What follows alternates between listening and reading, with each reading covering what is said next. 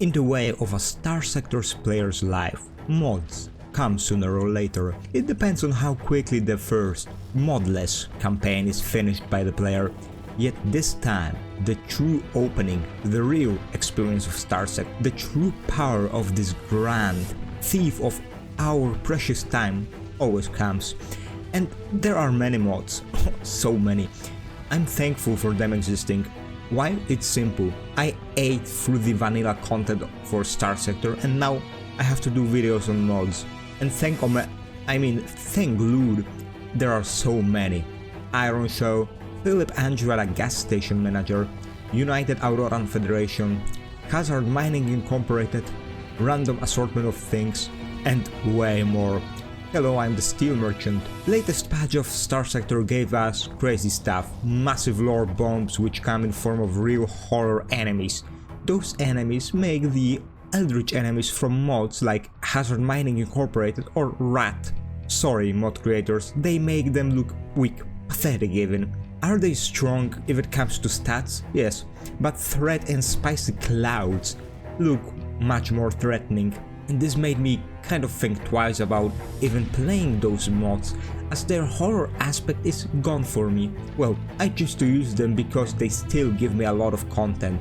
Yet, because of newest patch, I realized that those mods I thought of as lesser because they gave less content are now actually equal to those great mods. One of them, I think, is the faction mod, the one players should download first to experience modifications for Starsector, but still have a vanilla-like experience. Everything in Starsector comes back to Masuran.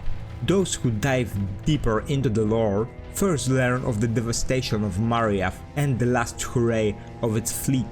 It's the biggest event in the history of Starsector right after the collapse of the Gate network, and it's the event that directly causes the birth of Persian League faction, and from this moment on, the AI war, the first AI war, becomes inevitable. In the vanilla game, Mariath is a market under Persian League control.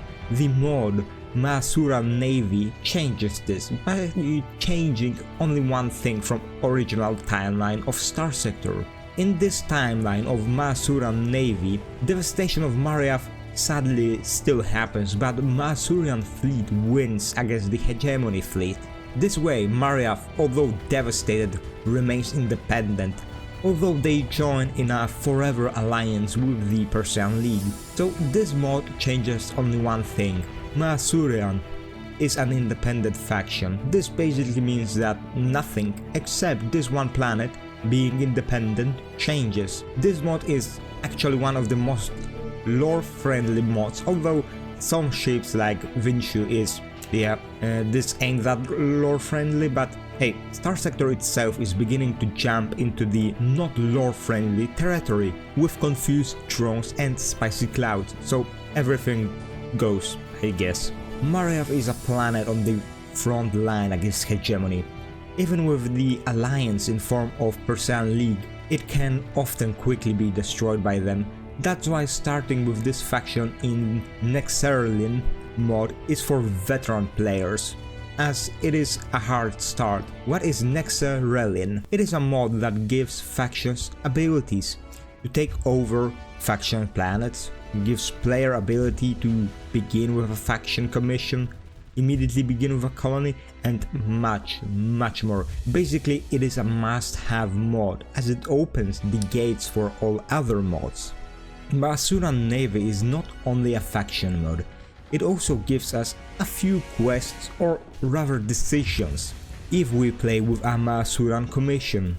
Those are simple and can be quite easy to pull off.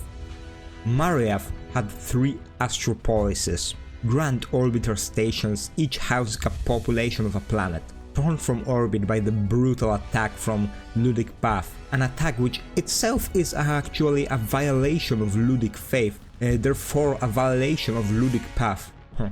Ironic.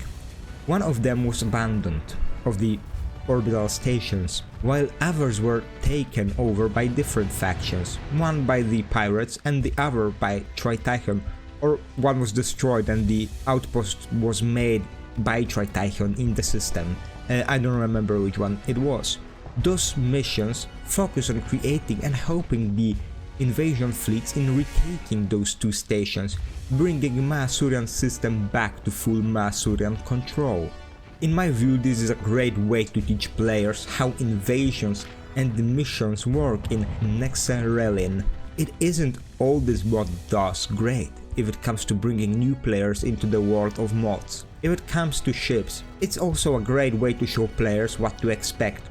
It has these staples of modded ships which come in three forms. New faction versions of old ships, new ships which try to keep vanilla balance, and the ships that don't care about the balance at all. Those last have made quite a name for themselves. This mod gives something to the game I think creators should do. It gives love to the midline tech of ships.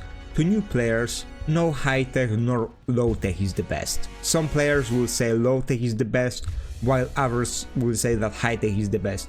New players don't listen to them, all techs are good. Yet it is clear to me that midline is least loved by the creators. Masura in lore using a midline fleet gives us a great roster of midline ships. This mod also gives us a faction variant of midline ships, both new and already existing in game. And this is what Starsector is about for most players. The ships, so let's have a look at them. Holy shit, there's 74 of them. Well, I won't talk about all of them, but I will talk about some of them. As I said before, there are Masuran faction variants of existing ships. Those are Vigilance, Sander, Hammerhead, Mule, but nobody cares about it, Aurora, Champion, Falcon, Griffon, Heron, Starliner, nobody cares, Pegasus, and of course the Conquest. Masuran Prime Warship Hull mode is basically 14th battle group hull mode for midline ships, but not only that. Those faction variants also change more. For example, Masuran Griffon is much more of an energy weapons ship as well as a missile ship, so it can change more. However, I will leave the rest for you to find. New ships of note are Winghead and Mokaran. Those are cruiser and capital-sized hammerheads. There's also Paladin, a champion turned into a carrier, and this is a thing you will see a lot of. Modders, for some reason, love carriers, especially battle carriers. Modders have some kind of fetish for making ships that aren't carriers into carriers. Paladin is one example. Capitals, the largest of ships. Oh damn, there are so many. Largest of ships, and also the ones modders love the most, as do the regular players. Masuran Navy is filled with them. Those ships are both normal kind of balance, like Mokaran, Mithuna, or the faction versions of Champion and Pegasus. There are also the Aruja, a heavy battle carrier, of course, and the Vinshu, a battleship, a dreadnought.